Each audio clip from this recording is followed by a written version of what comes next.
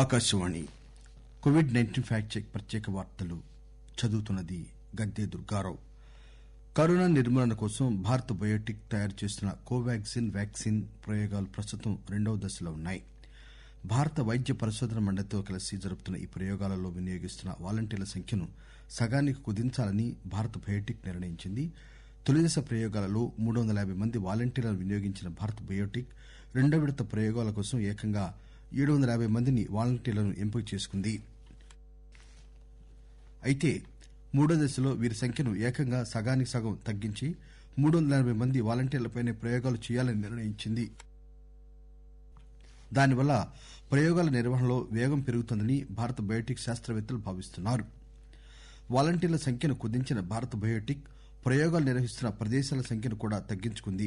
తొలి దశ ప్రయోగాలు వయోజనులపై నిర్వహించిన భారత్ బయోటెక్ రెండో దశ ప్రయోగాలను 12 ఏళ్లు దాటిన బాలురపై కూడా జరపనుంది. మొదటి 2 దశల్లో పాల్గొంటున్న వాలంటీర్లలో ఇప్పటివరకు ఎలాంటి సైడ్ ఎఫెక్ట్స్ కనిపించలేదని పరిశోధన నిర్వహిస్తున్న శాస్త్రవేత్తలు వెల్లడించారు.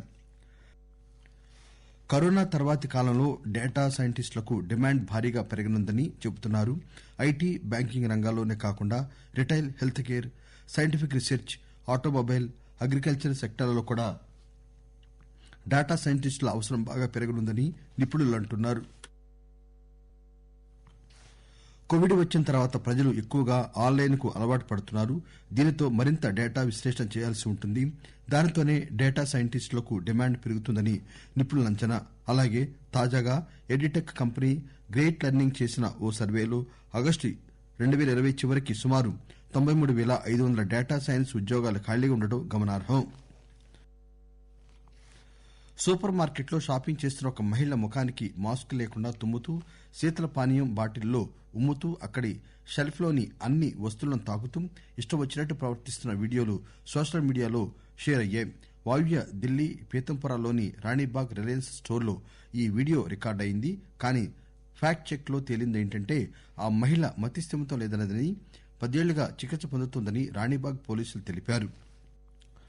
ఒక కోవిడ్ బాధిత మహిళ చివరిసారిగా తన బిడ్డను అక్కున చేర్చుకుని కన్నుమూసినట్లే ఒక భావోద్వేగ ఫోటో సోషల్ మీడియాలో షేర్ అయింది. ఇటలీలో కోవిడ్ బారిన పడి పరిస్థితి విషమంగా ఉన్న ఒక మహిళను నీ చివరి కోరిక ఏమిటని అడిగిన డాక్టర్లకు ఏడుస్తున్న తన బిడ్డను ఓసారి ఎత్తుకోవాలనుందని చెప్పిందట. దీంతో డాక్టర్లు ఆమె శరీరమంతా సురక్షిత తొడుగు వేసి బిడ్డను ఇచ్చారట.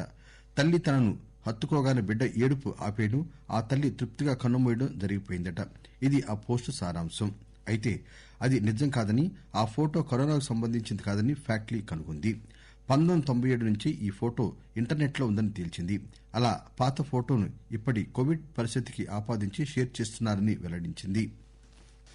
కరోనా వైరస్ దరిమిలా ఆస్ట్రేలియాలో చైనా జాతీయుల పట్ల వివక్ష పెరిగిందని, సూపర్ మార్కెట్లోకి వారిని అనుమతించడం లేదంటూ గుజరాతీ న్యూస్ ఛానల్ ట్వీట్ చేసిన వీడియో ఒకటి సోషల్ మీడియాలో షేర్ అయింది.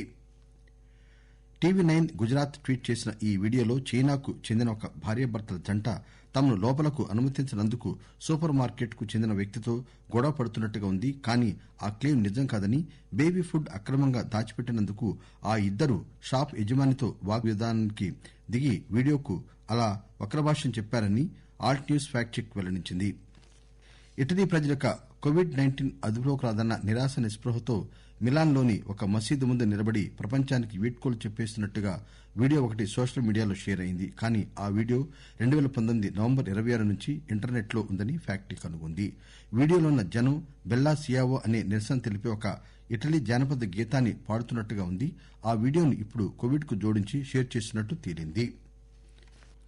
కోవిడ్-19 సోకి మరణించిన వారి మృతదేహాలను కొన్ని దేశాలు సముద్రాల్లోకి విశ్లేషిస్తున్నాయనే క్లెయిమ్ తో మృతదేహాలు ఒడ్డుకు వచ్చిన వీడియోను సోషల్ మీడియాలో ప్రచారం చేశారు. కానీ ఆ వీడియో 5 ఏళ్ల ముందు తీసిందని ఫ్యాక్ట్లీ విశ్లేషణలో తేలింది. ఆకాశవాణి కోవిడ్-19 ఫ్యాక్ట్ చెక్ ప్రత్యేక వార్తలు ఇంతటితో సమాప్తం.